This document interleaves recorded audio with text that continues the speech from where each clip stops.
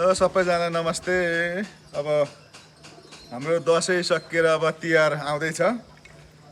तिहार चाहिँ हाम्रो यो कालिका माध्यमिक विद्यालयमा चाहिँ अब यो फुलहरू एकदम फुलेर अहिले तिहारलाई बोलाइरहेको अवस्था छ। यो चाहिँ हाम्रो विद्यार्थीहरूले विद्यालय बिदा हुनुभन्दा अगाडि यो फुलहरू रोप्नु भएको थियो।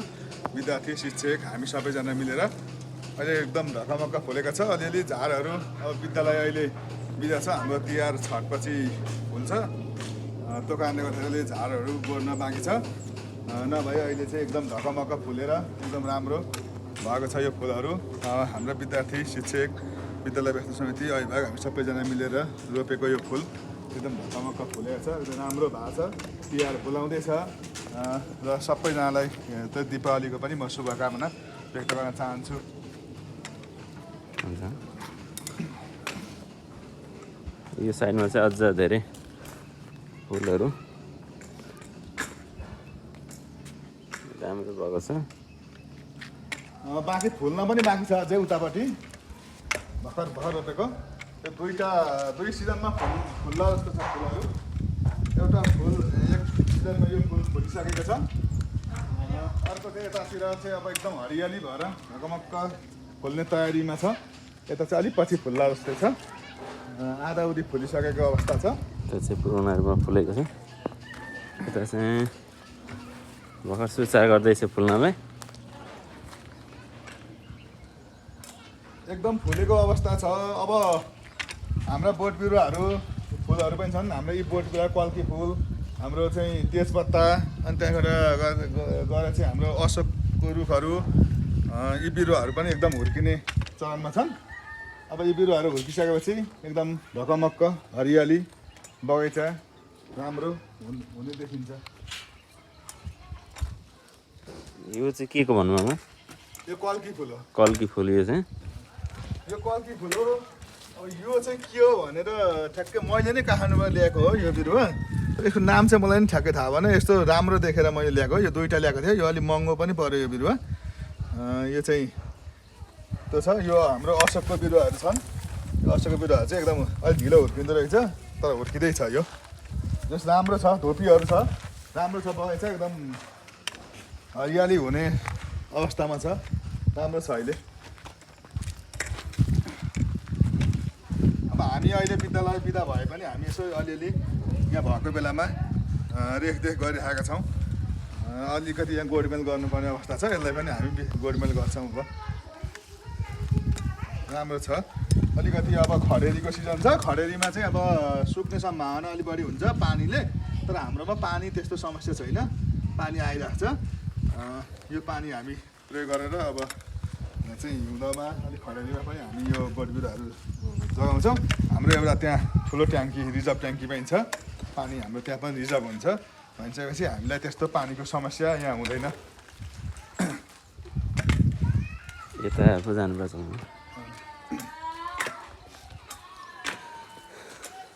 फुलहरू भर्खर फुल्न सुरु हुँदैछ। यो फुलहरू चाहिँ तिहार पछि पनि हाम्रो विद्यालयहरूमा कार्यक्रम हुँदाखेरि यो फुलले काम गर्ने अवस्था छ। यो तिहारमा फुल्ला जस्तो छैन। तर तिहारमा हामीले तिहारमा हाम्रो स्कुल बन्द भएको कारणले तिहारमा यो फुलको त्यति धेरै हाम्रो विद्यालयलाई आवश्यक पनि छैन। यो तिहार पछि विद्यालयमा कार्यक्रम हुँदाखेरि यी फुलहरू चाहिँ हामीलाई काम लाग्ने छन्। धेरै छ, धेरै रोपेका छौँ हामीले यो फुलहरू। यता पनि छ, यी कल्की फुलहरू छन्। बाँकी उतापट्टि पल्लो भवनतिर पनि उता पनि हाम्रा फुलहरू रोपेका छौँ। उता फुल यो कल्की फुल अब फुल्न सुरु भएको छ।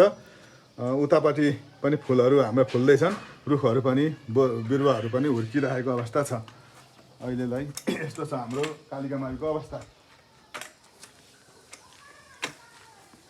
अब विद्यालयमा पढाउने मात्रै भएन, पढाउने भनेर मात्रै भएन, भौतिक पूर्वाधार पनि हुनु पऱ्यो, स्वच्छ वातावरण हुनु पऱ्यो। सबै कुरालाई म्यानेज गर्न सकियो भने सामुदायिक विद्यालयमा पढेका विद्यार्थीहरू चाहिँ उत्कृष्ट हुन्छन् र विद्यालय पनि उत्कृष्ट हुन्छ भन्ने हाम्रो सोचाइ हो। त्यस कारणले गर्दाखेरि अहिले हामी चाहिँ सबै दृष्टिकोणबाट चाहिँ सबै कोणबाट हामी कालिका माईलाई चाहिँ उत्कृष्ट बनाउन लागि परिरहेका छौँ। हामी बिदा पनि नभनिकन हरेक दिन हामी चाहिँ हाम्रो चाहिँ फुर्सदको समयमा विद्यालयलाई हामीले समय दिएका छौँ, रेखदेख गरेका छौँ। अहिले विद्यालय बिदा छ।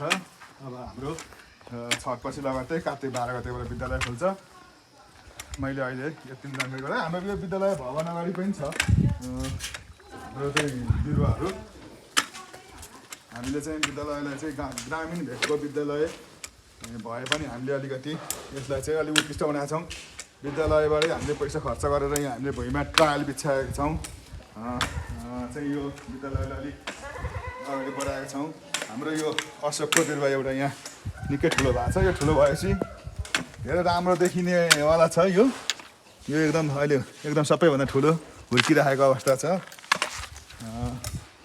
यो छ अब यतापट्टि हाम्रो चाहिँ यो पुरानो अफिस भवन हो। अब हाम्रो यो विद्यालय चाहिँ एकदम तपाईँहरूलाई मैले कस्तो अवस्थामा छ त अहिले विद्यालय बिदा भएको बेलामा भनेपछि म अभिभावक सम्पूर्ण अभिभावक विद्यार्थीहरूलाई चाहिँ अहिले बिदाको समयमा विद्यालय कस्तो भयो त यहाँ के छ अवस्था भनेर मैले यसो जानकारी गराउनलाई हाम्रो सङ्गम सर र म यहाँ छौँ। यो बिरुवा पनि एकदम हुर्किरहेको अवस्था छ। यो हुर्केको राम्रो छ है। अब यो एउटा अशोकको बिरुवा भाँचिया थियो, फेरि पलाएर यत्रो भइसक्यो। यो पनि एकदम राम्रो छ। अब यी हाम्रा यो भवन अगाडिको हो, यो बल्की फुल हो। यो अब एकदम फुल्केपछि राम्रो हुन्छ। अब यी अशोकका बिरुवाहरू हुन्। अब राम्रो छ। अहिले विद्यालयमा बिरुवाहरू हुर्किरहेको अवस्था छ। एकदम यो हुर्किसकेपछि एकदम विद्यालय चाहिँ हरियाली स्वच्छ हुन्छ। सरसफाइमा त्यो असलले हामीले ध्यान दिनुपर्छ। अहिले विद्यालय बन्द भएकोले अलिक भने जस्तो हामीले चाहिँ गोडमेल सरसफाइ चाहिँ अलिक गर्न सकेका छैनौँ। यो कुरा चाहिँ मैले यहाँहरूले जानकारी गराएँ। अब बाँकी दिनहरू चाहिँ राम्रो हुनेछ भन्ने पनि म अनुरोध गर्न चाहन्छु। र सबै अभिभावक